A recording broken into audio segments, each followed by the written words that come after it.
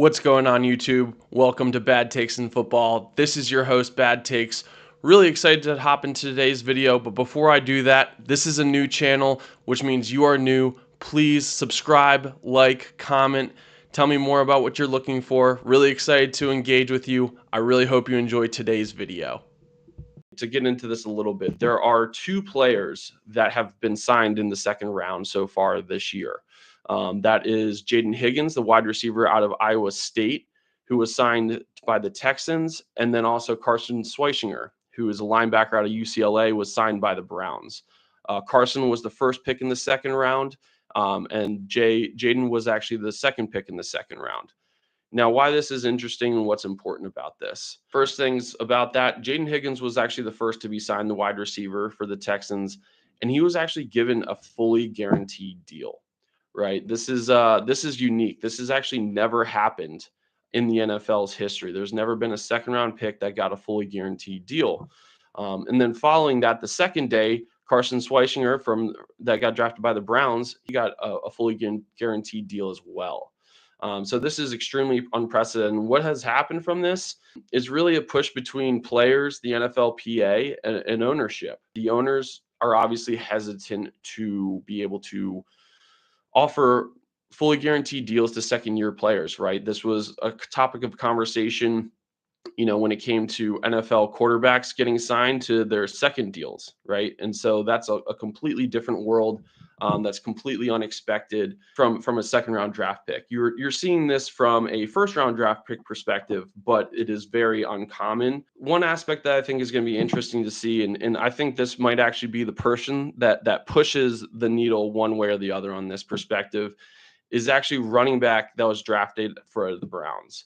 Quinshon Judkins. If you didn't actually see this weekend's news, Quinshon Judkins was arrested for a domestic violence and assault charge. So this happened in Broward County.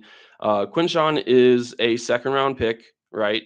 Not only that, but he's actually probably projected to take that number one seat, right? He's projected to be the starter for the Browns probably from the get-go. They let Nick Chubb leave. I know there's a lot of Browns fans out there that are not happy about that right now, especially because of the fact that they had a bell cow that was consistent. He didn't cause any problems off the field. He loved being a Brown, and he really didn't cause any problems for them. All he did was produce. He did have some injuries, and he was getting older, but at the same time, he was impactful for the team. He really helped them out. And so, being able to actually have a consistent running back is going to be crucial for the Browns, right? They have a crazy quarterback situation with Deshaun Watson being out for the year with an Achilles injury. They have Joe Flacco, Kenny Pickett, sorry, and then they drafted two rookie quarterbacks, and so their passing game is in question, and so their running game is super crucial.